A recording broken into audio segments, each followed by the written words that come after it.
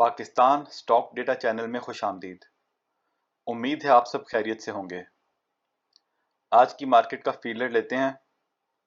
Feeler क्या लेना है, आप सबको पता ही है। आज तो एक्सट्रीम प्रेशर में रही मार्केट और काफ़ी ज़्यादा नीचे आ गई है। अब ये जो प्रेशर का सिलसिला है ये कंटिन्यू होता जा रहा है जब से हुकूमत गई है। जिस तरीके से थोड़ी सी असेसमेंट भी थी और 2000 पॉइंट्स तो नीचे आ गई है। अब यहाँ पे ना थोड़ा सा जो है अपने पास ना कैश रखने की ज़रूरत है। आज हमने भी कुछ कैश कन्वर्ट किया और आप भी देख लें, क्योंकि देखें ये मार्केट जो है ना ये तकरीबन 40,000 से चलना शुरू हुई थी। वो आईएमएफ की जो नाम पे जो रैली बनाई थी और बहुत ऊपर आ गई, 49 तक आ गई। और जो जिन लोगों ने मार्केट को चलाया है अब वो हुकूमत में नहीं है। ये हमारी असेसमेंट है, गैब का इल्म अल्लाह जानता है। तो वो और ऐसा लग रहा है कि वो मार्केट में बिल्कुल नहीं आ रहे। देखें, जैसे जब मार्केट ऊपर जा रही थी तो लोगों को समझ नहीं आ रही थी कि इतना ऊपर जाई जा रही है, जाई जा रही है, रुक ही नहीं रही। उसी तरह अगर नीचे आनी शुरू हुई तो कोई पता नहीं कि नीचे ये लोग इसको कहाँ तक लेके आए। और अगर ये लोग जो इसको ऊपर लेके गए थे, अगर ये मार्केट से for the time being exit ले चुके हैं और वापस आने का इरादा नहीं रखते, तो फिर जो है ना हालात थोड़े टाइट रहेंगे आगे, जब तक खसूसन ये निगरान सेटअप चलेगा। अगर हम 5 साल पहले का मार्केट का देखें जायजा, यहाँ से नहीं, वो 5 साल से भी पहले जाना पड़ेगा।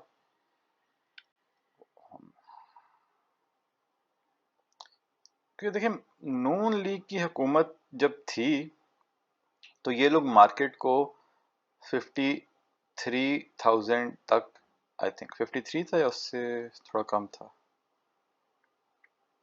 ये इसने हाई जो लगाया था।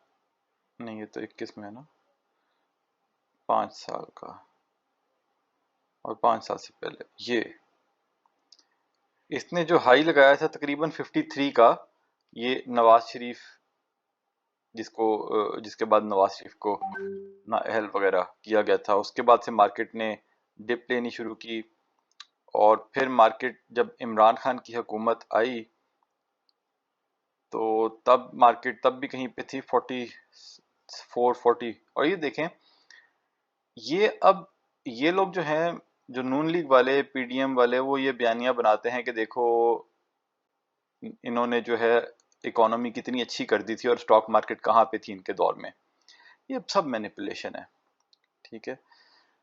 तो इसके बारे में हम कोई कमेंट नहीं करना चाहते कि किसके ज़माने में इकोनॉमी अच्छी थी, किसके ज़माने में ख़राब हुई, क्योंकि इन सब ने जो है ना 75 सालों से पाकिस्तान का बेड़ा गर्क किया है। इसलिए ये कोई नहीं कि भाई इसने अच्छा किया उसने अच्छा किया, सब नहीं रगड़ा है।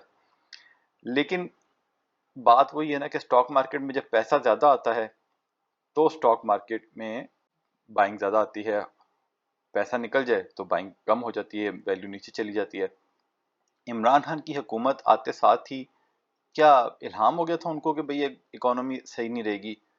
मान लेते हैं अगर उसके दौरे हुकूमत के शुरू के 1-2 साल में इकोनॉमी सही नहीं रही, लेकिन वो तो आहिस्ता आहिस्ता पता चलना था ना। शुरू से ही आते ही पीटीआई के आते साथ ही मार्केट ऐसे नीचे गिरी कि ये 28,400 तक गई, 15,000 से ज्यादा गिरी। उसके बाद फिर ऊपर आई, वो भी एकदम आई, ये जब बाजवा साहब की एक्सटेंशन हुई। उसके बाद फिर कोरोना की वजह से गिरी और फिर बहुत ऊपर आई, और फिर जब वो साजिश शुरू हुई तो फिर बहुत नीचे गई, और फिर जब इनकी हुकूमत आई दोबारा से, तो फिर मार्केट ऊपर गई। और अब इनकी हुकूमत गई है, मार्केट फिर नीचे आ रही है और काफी जोरों से आ रही है। नीचे ऊपर तो होती रहती है, लेकिन काफी ज्यादा नीचे होके फिर एकदम ऊपर हो जाती है, होती रही उस जमाने में। कहने का मकसद ये है कि मार्केट से थोड़ा सा अब, क्योंकि रिजल्ट सीजन भी अब तकरीबन, आज उसका एक मेजर दिन था, तकरीबन आप समझ लें कि रिजल्ट सीजन खत्म हो गया है। कुछ कंपनीज के अभी आने वाले हैं, लेकिन आप समझ यही लें कि रिजल्ट सीजन अब खत्म हो गया है।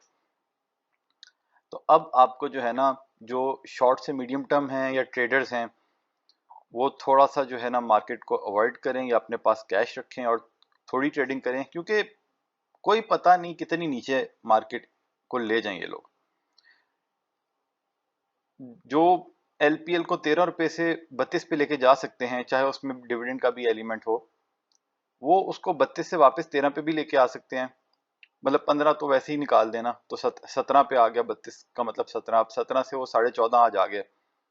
और इनका दिल करे तो हो सकता है उसको इस साल 10 रुपए पे ले जाएं और फिर वापस उसको 6 महीने के बाद या साल के बाद फिर ऊपर उसमें लेके आए। ये एक वैसी मिसाल के तौर पे बताया, किसी भी शेयर को वो लोग कहीं भी ला सकते हैं। तो इसलिए थोड़ा सा केयरफुल हो जाएं, थोड़ा सा कैश अपने पास रखें। हर 10-20 पैसे की डिप पे एक, या बड़े शेयर में 1-2 रुपए की डिप पे बाइंग करना जरूरी नहीं। कुछ डिफरेंस अगर आप करना भी चाहते हैं, या तो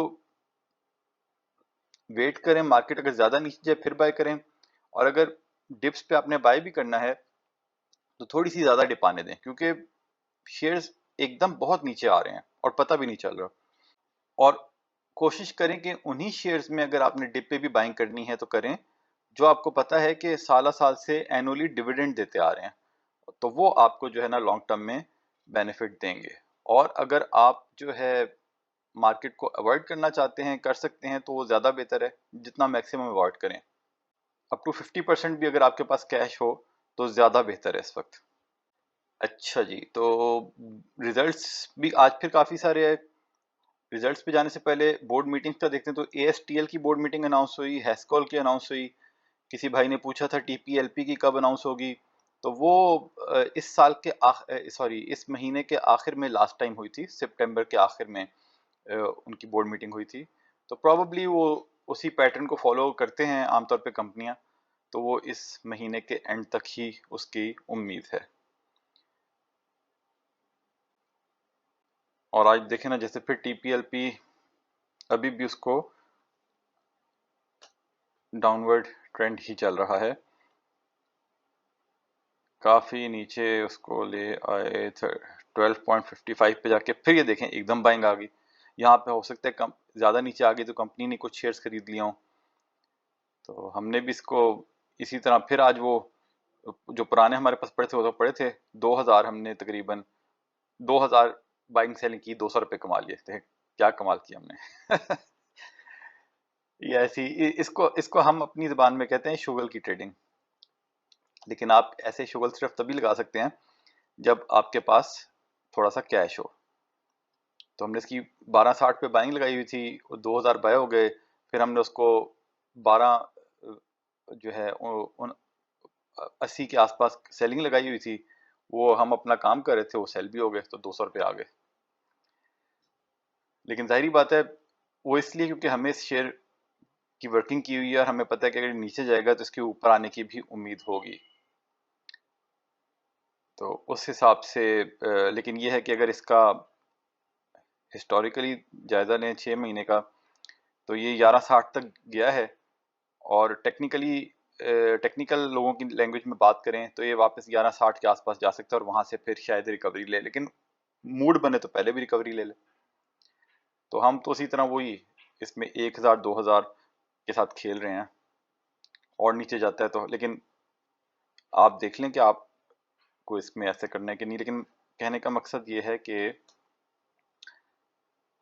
शेयर्स बहुत प्रेशर में रहे, बहुत डिप्स रही इसमें। अच्छा जी, अब रिजल्ट देखते हैं, और कुछ रिजल्ट्स वाले शेयर्स का ही अगर ये देखना हो हमें तो देख लेंगे। हाँ, एनसीपीएल, एनसीपीएल को आज माशाल्लाह लोड लॉक लगा दिया। अब ये इस किस्म की हरकत ना दो ही सूरत में हो सकती है। इसका अभी है आई थिंक 9 तारीख को है, वो चेक कर लें आप किस दिन है बोर्ड मीटिंग। इस किस्म की हरकत सिर्फ तब होती है, एक तो नंबर वन ये कि कुछ लोग हैं जिनके पास कोई इनसाइडर न्यूज़ है और उनको पता लग गया कि इसका डिविडेंड अच्छा नहीं आना, तो इसलिए उन्होंने मार्केट से वो बेच के पहले ही निकल गए हैं। दूसरा ये कि इसमें जान के वही बात है कि जैसे जिस दिन एलपीएल का डिविडेंड आना था उसमें भी उस दिन लोड लॉक लगाया गया और फिर अपर लॉक लगा। तो या तो फिर इसमें जान के हो सकते हैं उन्होंने अच्छा डिविडेंड देना हो और इसमें जान के प्रेशर क्रिएट किया जा रहा है ताकि लोग इसमें से एग्जिट कर जाएं और फिर यहाँ से गेमर्स इसको उठा के लेके जाएं। हकीकत क्या है ये अल्लाह ही जानता है। तो इसलिए अपने अपने रिस्क एपिटाइट के मुताबिक फैसला करें। हमने तो आज इसको कल बेच दिए थे हमने, इसका आपको बताया भी था, और आज हमने लोड लॉक पे थोड़े से लिए, ज़्यादा नहीं लिए, लेकिन अगर इसको एक और कोई लोड लॉक लगता है तो वहाँ पे हम थोड़े से शायद और एक्यूमुलेट करें। अगेन लॉन्ग टर्म के माइंड से डिविडेंड अच्छा है ना, ये पता नहीं, क्योंकि उस हिसाब से लॉन्ग टर्म के हिसाब से फिर वो थोड़ा, लेकिन ज़्यादा नहीं, क्योंकि देखें ना ये रिजल्ट सीजन के बाद कोई पता नहीं 14-15 पे चले जाएं जैसे पिछले साल थे, तो इसलिए जैसे एलपीएल और एएलटीएन अपने लो के पास आ गए हैं, ये और बात है, उसको और भी लोग लो लेके जा सकते हैं, लेकिन वहां पे उनकी बाइंग करना ज़्यादा फीजेबल है। तो इसमें देखें आगे ये लोग क्या करते हैं। अच्छा जी, रिजल्ट्स को देखें तो एक तो ये है फिरोज मिल्स। फिरोज मिल का रिजल्ट आया, ये टेक्सटाइल की कंपनी है, इन्होंने कैश डिविडेंड दिया तकरीबन 9 रुपये, और 2 रुपये ऑलरेडी 2.5 रुपये दे चुके हैं, तो 11.5 का डिविडेंड, अच्छा डिविडेंड है काफ़ी। और इनकी ईपीएस देखें तो पिछले साल 8 रुपये थी, इस साल 22 रुपये है, और 22 में से 50% दे दिया। और अगर इसकी वैल्यू देखें 75-26, आज इसको अपर लॉक भी लग गया क्योंकि अच्छा डिविडेंड दिया उस वजह से। अब प्रॉब्लम ये है कि इसका अगर हम देखें 12, 13, 14, 15, अगर Q4 का देखा जाए तो सिर्फ 2.5 रुपये की अर्निंग आई है इनकी, Q3 में काफ़ी ज़्यादा अर्निंग आई थी। और टेक्सटाइल सेक्टर क्योंकि अभी मुश्किल में है, तो ये कहना मुश्किल है कि अगले साल इनकी अर्निंग ये मेंटेन हो सकेगी कि नहीं। जैसे 22 में 8 रुपये थी, और अगर अर्निंग अगले साल जो है फिर कम हुई तो फिर डिविडेंड इतना नहीं होगा।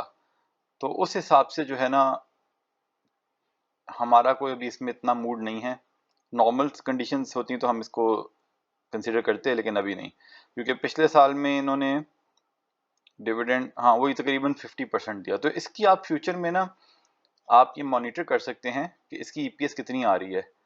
अभी भी लेना चाहें तो आपकी मर्जी है, लेकिन पिछले 2 साल का रिकॉर्ड ये रहा है कि जितना कमा रहे हैं उसका 50% डिविडेंड दे रहे हैं, उस हिसाब से अच्छा है। तो आप इसको अपनी वॉच लिस्ट में रख सकते हैं। फिर कौन सा है जी, अटक सीमेंट, इसका आया जी 11 रुपये का ईपीएस है, पिछले साल 8 था, और इन्होंने कुछ दिया दिलाया कि नहीं, कुछ दिया था मेरे ख्याल है, इधर लिखा नहीं हुआ। एसी, हाँ अच्छा, वैसे तो इसमें थोड़ा माइनस हुआ,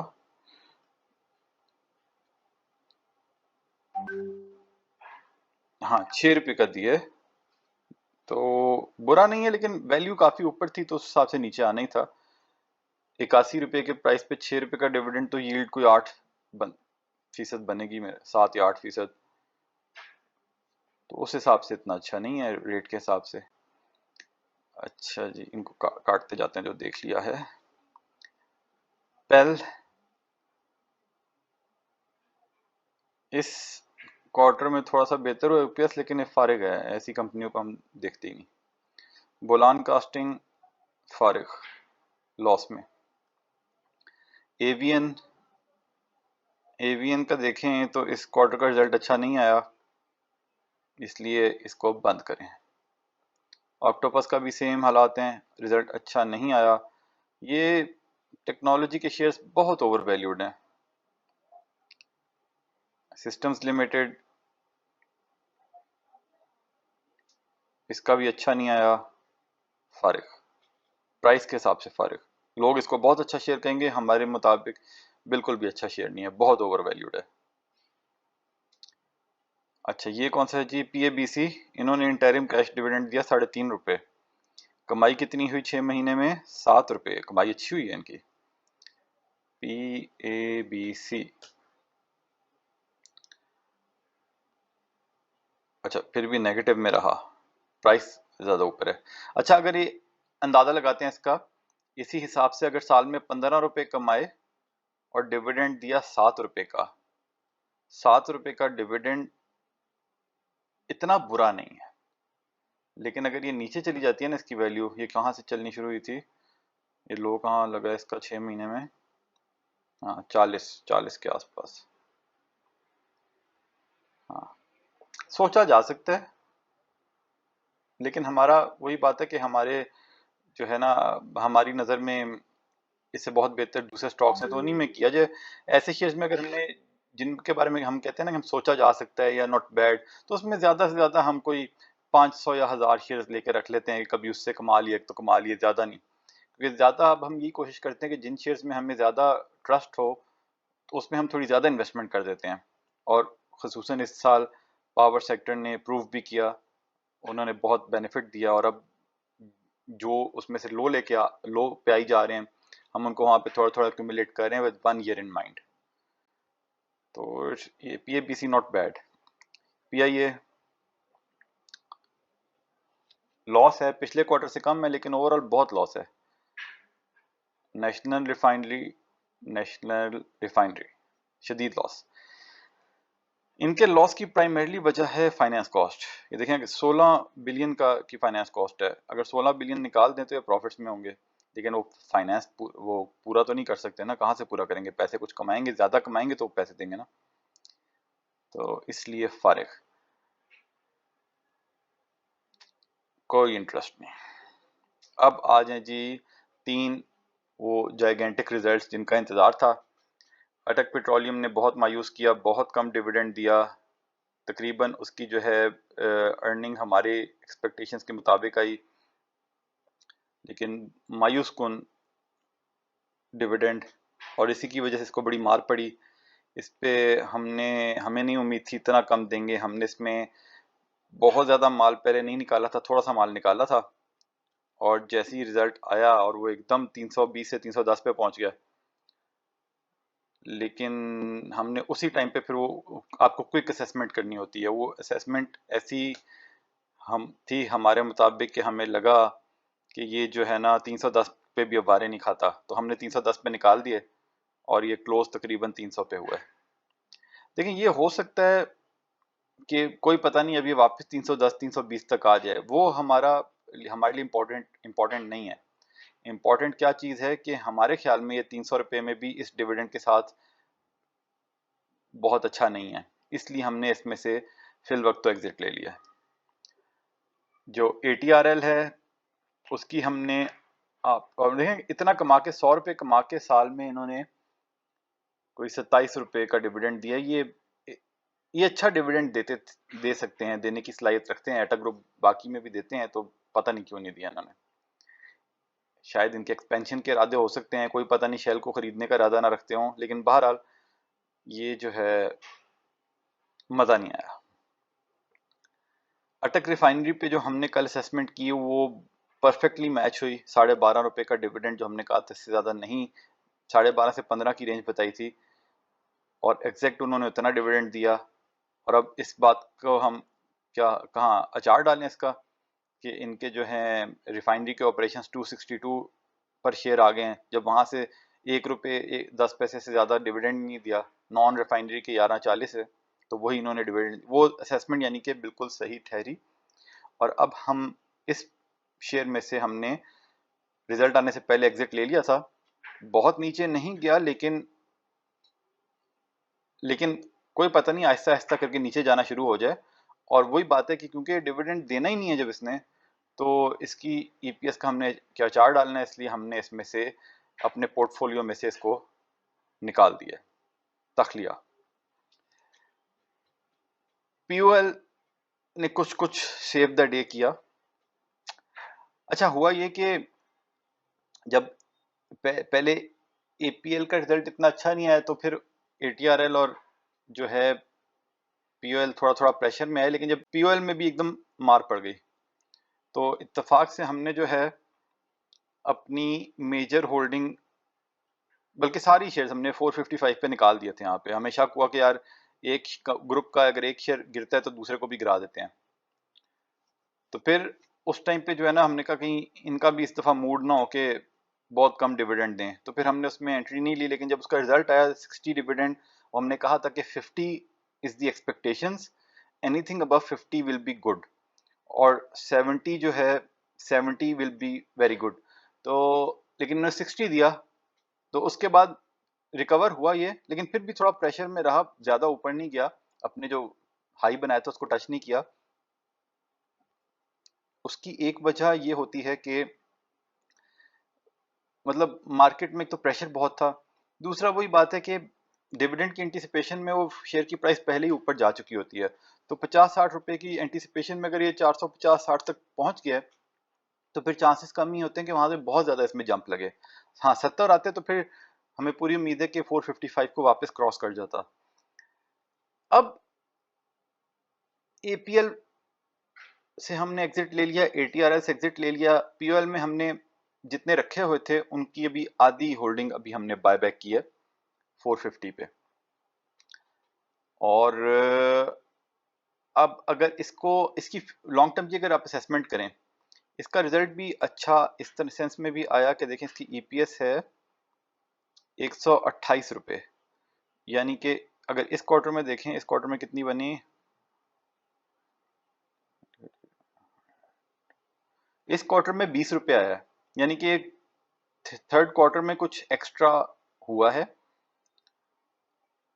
अब कहना मुश्किल है वैसे कि अगले साल ये 128 को मेंटेन रख सकेंगे कि नहीं, लेकिन for the time being let's assume कि अगले साल भी 128 होता है।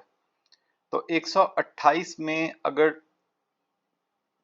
पूरे साल का 80 रुपए का डिविडेंड है, या ऐसा करते हैं to be on a safe side, ये समझते हैं कि अगले साल में ये 70 रुपए का डिविडेंड देगा, और आज की प्राइस में से अगर 60 रुपए निकालें तो ये बनी 390। 390 एक्स प्राइस होगी, उसके ऊपर 70 रुपए का डिविडेंड, तो तकरीबन 18% की यील्ड है। यानी कि इस रेट पे ये शेयर अच्छा है लॉन्ग टर्म के लिए, लेकिन कुछ इसमें ये नीचे भी जा सकता है, एक्स होने से पहले भी जा सकता है, एक्स होने के बाद भी जा सकता है। तो कुछ इसमें आप अपनी होल्डिंग, कुछ कैश सिक्योर कर लें कि अगर ये नीचे गया तो फिर थोड़ा सा आप वहां पे भी बाय कर सकें। अब जैसे पिछले साल देखते हैं, एक्सक्यूज मी, पिछले साल ये डिविडेंड जब इसका आया तो ये 420 के आसपास था, और 50 रुपए का डिविडेंड आया तो वहीं पे उसी रेंज में रहा, ज्यादा नीचे नहीं आया। जब एक्स हुआ तो देखें वो तकरीबन 376 पे एक्स हुआ था, ठीक है। लेकिन वहां पे उसके बाद एक्स होते साथ ही इसमें इसको अच्छा खासा रगड़ा मारा इन्होंने, और 340 यानी कि तकरीबन 10% और नीचे ले आए। और उसके बाद फिर इसमें जितनी तेजी से नीचे लेके आए उतनी ही तेजी से इसको ऊपर भी लेके गए, और नवंबर तक इसको ये वापस ले गए 420 पर, यानी कि जहां से फेंका था वहां से नवंबर तक वापस ले गए, और तकरीबन 450 तक फरवरी तक आ गया। इसका मतलब ये है कि अगर इसमें सिमिलर ट्रेंड कंटिन्यू रहे तो आप तकरीबन इसको जो है,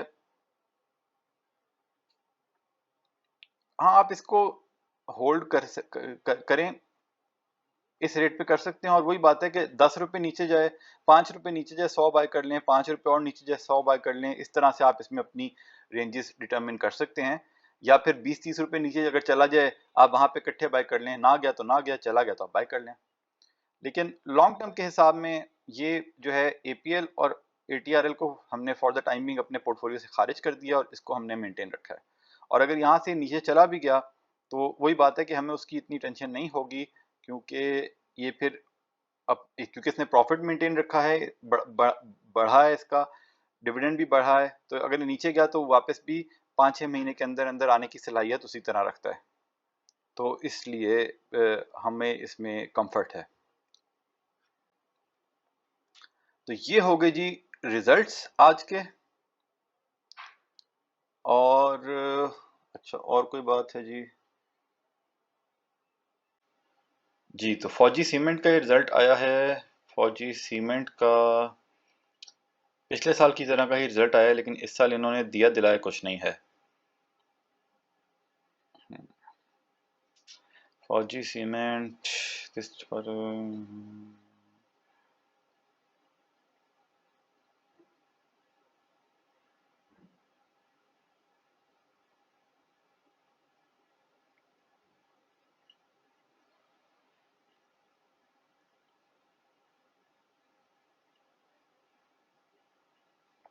कुछ इनके एक्सपेंशन प्रोजेक्ट्स चल रहे हैं, प्रोबेबली इसलिए इन्होंने कोई पे आउट नहीं दिया।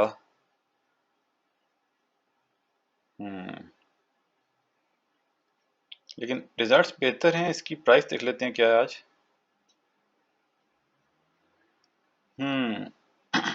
पे आउट ना देने की वजह से प्रेशर में रहा है, वैसे जो इसकी ईपीएस चल रही है उस हिसाब से इतना बुरा नहीं है। लेकिन वही बात है, हमारे पोर्टफोलियो में नहीं है क्योंकि पे आउट नहीं देता। पिछले साल भी 12.5% बोनस दिया था सिर्फ, उससे पहले भी 2-3 साल में कुछ नहीं दिया, 2 साल कुछ नहीं दिया, इसलिए हमारा कोई इंटरेस्ट नहीं है। लेकिन वैसे ईपीएस के मुताबिक प्राइस इसकी इतनी ज्यादा नहीं है।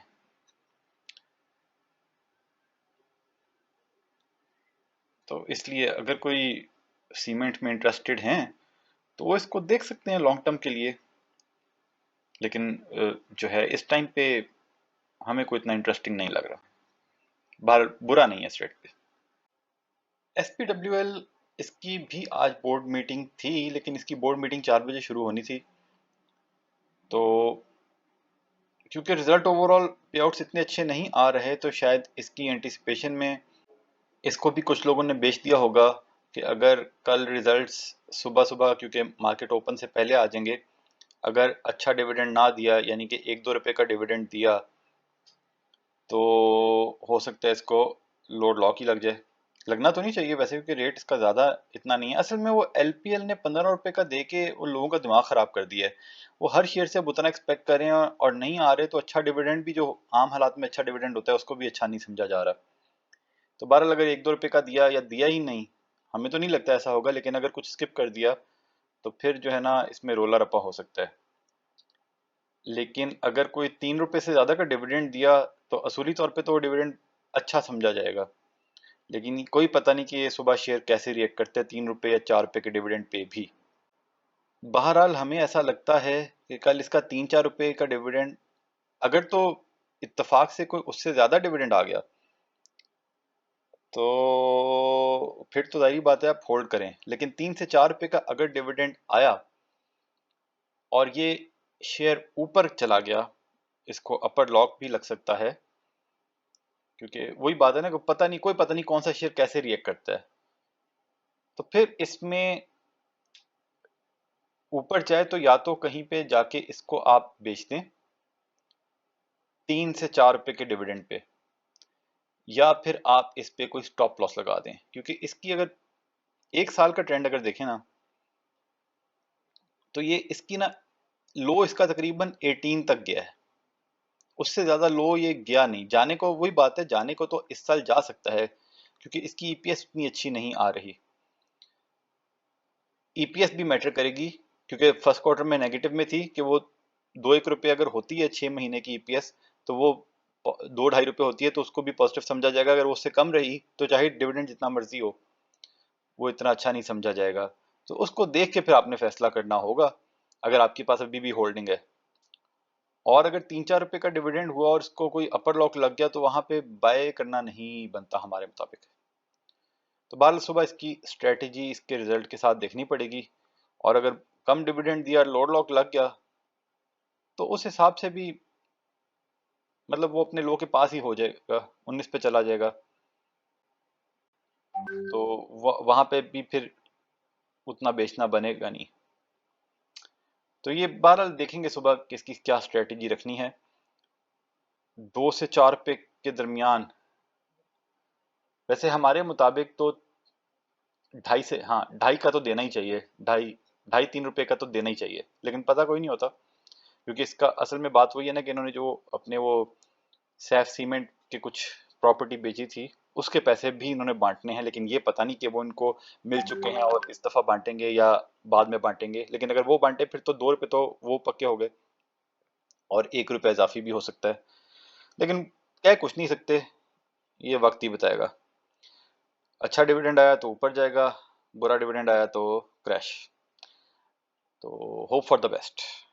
इसमें हम जो है इसकी तरफ हम तवज्जो दे ही नहीं सके, तो नीचे इतना आ गया था, तो फिर वहाँ पे हाँ 21 के, अगर यहाँ पे अगर 2140 के आसपास कुछ ना कुछ निकाला जा सकता था, लेकिन अब हमारे मुताबिक इतने नीचे पे निकालना नहीं बनता, इसलिए हमने इसमें होल्ड ही किया है। और अगर बुरा रिजल्ट आया भी तो हम 1 साल और होल्ड होल्ड कर लेंगे, हमें इतना टेंशन नहीं है। 1 साल की स्ट्रेटजी तो हम हमेशा लेके चलते हैं, और उसी स्ट्रेटजी से हमने कुछ कमाया है, तो अगले साल भी कमा लेंगे इंशाल्लाह। नीचे चला गया तो कोई फ़र्क नहीं पड़ता। तो ये था जी SPWL। अब एक दो शेयर देख लेते हैं जिसका हमसे किसी ने पूछा था, CPHL का पूछा था। इसकी वैल्यू है 21 रुपये। इसके अगर पे आउट देखें तो 22 में 2.8, 21 में 3.6। उससे पहले देखने की जरूरत नहीं, वो उस टाइम पे लिस्ट ही नहीं हुआ था, तो प्राइवेटली चल रहा था। क्वार्टरली देखें तो इस क्वार्टर में बहुत कम हुआ है। तो देखें इस रेट के हिसाब से तो हमें कोई खास ये नहीं लग रहा। जिस तरह वो टेक्नोलॉजी बहुत ओवर वैल्यूड था, उस तरह फार्मास्यूटिकल भी बहुत ओवर वैल्यूड था, और अभी भी हमारे मुताबिक ये ओवर वैल्यूड है। अब यहाँ से वापस 25 पे चला जाए, 30 पे चला जाए, वो हमारा कंसर्न नहीं है। आपके EPS के मुताबिक ये शेयर हमारी जो है पोर्टफोलियो में नहीं है, ना हमारी वॉच लिस्ट में है। FFBL, उफ, इतना कम कर दिया इसको। 3 साल पहले देखें कहाँ पे था, आधा कर दिया है। और ये भी उनकी जो है टेक्निकल लोगों की बड़ी वो पसंदीदा शेयर में से एक होता था। और Q1 में देखें -4 का EPS, तो कोई इससे दूर है भाई। क्योंकि ये असल में वही बात है कि ये 2000 कोरोना के बाद ये सारे उन शेयर्स को उस टाइम पे बहुत बड़ी गेम डली, मार्केट को बहुत ऊपर लेके जाया गया, और ऐसे शेयर्स को ऊपर लेके गए जो उनकी औकात नहीं थी। और हमने अगर उस टाइम पे अगर किसी को कोई मना करता कि भाई इन शेयर्स, उस टाइम पे हम भी उन ऐसे शेयर्स के पीछे भाग रहे थे, क्योंकि हमें भी नहीं समझ आ रही थी कि मार्केट कैसे चलती है पाकिस्तान की। उसी टाइम पे तो हमने एंट्री ली थी। तो लेकिन उस टाइम पे जो है ना, अगर हमारी आज की सोच होती तो हम इन तमाम शेयर से दूर रहते, चाहे ये 30 से 60 पे चले गए, 60 से 30 पे आ गए। क्योंकि जिनकी अर्निंग नहीं होती, जो पे आउट नहीं देते, वो जिस तरह ऊपर जाते हैं उसी तरह नीचे भी आते हैं। तो इसलिए ऐसे शेयर से दूर रहना चाहिए। और जो इसकी अभी EPS की हालत है, कोई पता नहीं इसको, ये देखें अपने लो के पास तो आ गया है, 5 साल के लो। लेकिन इसका ये मतलब नहीं उससे नीचे नहीं जा सकता, ये उससे नीचे भी जा सकता है। ये जो देखें हेस्कॉल जो है, अगर टेक्निकल स्टडीज की बात करें तो वो यही सारे टेक्निकल एनालिस्ट यही कहते हैं कि भाई जहां पे वो था, वो एक दिन वहां पे फिर जाएगा। कई टेक्निकल एनालिस्ट तो इतने कोई बेवकूफों वाली बात करते हैं ना, उनके मुताबिक ये 297 पे था, तो ये एक दिन 297 पे फिर जाएगा। ऐसे लोगों ने इसको 297 पे जब नीचे आया तो 270 के पास भी बाय करवाया होगा कि जी ये इसकी सपोर्ट है, यहाँ पे खरीद लें, फिर स्टॉप लॉस लगा लें 260 का। एक तो बहुत सारे लोग स्टॉप लॉस लगाते नहीं है, और अगर किसी ने लगाया होगा तो यहाँ पे उसका स्टॉप लॉस लगाया होगा, फिर यहाँ पे लगाया होगा, फिर यहाँ पे लगाया होगा, फिर यहाँ पे लगाया होगा, फिर यहाँ पे लगाया होगा, यहाँ पे लगाया होगा। वो इस चक्कर में कितना नीचे आ गया है कि इसकी कोई वैल्यू ही नहीं है। और आज भी टेक्निकल एनालिस्ट कहते हैं कि भाई वो एक दिन ये जाएगा 270 पे। दिमाग खराब है उन लोगों का, और कुछ भी नहीं है। बस ये कि जो गेमर्स हैं वो चाहें तो ले भी जाएं, लेकिन इसमें उनका कोई लॉजिक नहीं है। तो बात वही है कि लोगों को लालच दिलाई जाती है ये दिखा के, जैसे ट्वीट देखते हैं, ठीक है, एक जमाना था कुछ यूट्यूबर्स जिसको कहते थे बहुत अच्छा शेयर, बहुत अच्छा शेयर, बहुत अच्छा शेयर। अब मैं नाम नहीं लेता, लेकिन वो आज भी उनके यूट्यूब चैनल चल रहे हैं और लोग उनको फॉलो करते हैं, और हमारे से ज्यादा उनको फॉलोअर्स हैं, और लोग अभी तक समझ नहीं रहे। तो वो यहाँ पे बहुत अच्छा है, बहुत अच्छा है, 25 से उसको ले गए जी 60 पे। बहुत अच्छा है, बहुत अच्छा है, जितना नीचे आता गया बहुत अच्छा है, बहुत अच्छा है, आज भी बहुत अच्छा है। 229 पे आ गया, बहुत अच्छा है, बहुत अच्छा है, और ये देखें अब वो कहाँ पे आ गया। ठीक है, अब उसने राइट शेयर्स अनाउंस किए हैं, और जब राइट शेयर अनाउंस किए थे 21 रुपए पे था, और उस पे 13 रुपए का वो राइट देंगे तो 13 के आसपास ही आने वाला है। क्योंकि वही बात है कि कमाई कोई नहीं है, 3-4 रुपए कोई वैल्यू नहीं है। ये ये देख लें, सरले, ठीक है, वो एक भाई साहब हैं जिनके हम भी समझ रहे थे कि उस बड़ा उनको नॉलेज है। एक जमाने में ना हम भी ये समझना शुरू हो गए थे।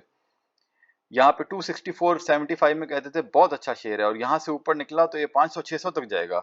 बहुत अच्छा है, बहुत अच्छा है, बहुत अच्छा है, बहुत अच्छा है, बहुत अच्छा है, बहुत अच्छा है, बहुत अच्छा है, बहुत अच्छा है, बहुत अच्छा है, बहुत अच्छा है, बहुत अच्छा, माशाल्लाह। अगर कोई इस पर उनकी बात सुन के, वैसे तो वो स्टॉप लॉस का कहते थे, लेकिन लोग फिर भी, जाहिर बात है, लोग खरीद लेते हैं, किसी के सुन के स्टॉप लॉस नहीं लगाया जाता लोगों से, बहुत से लोगों से। तो वो अगर उन्होंने किसी ने खरीदा हो 260 पे और आज भी वो बैठा हो इसमें, तो बेचारे की क्या हालत होगी यार।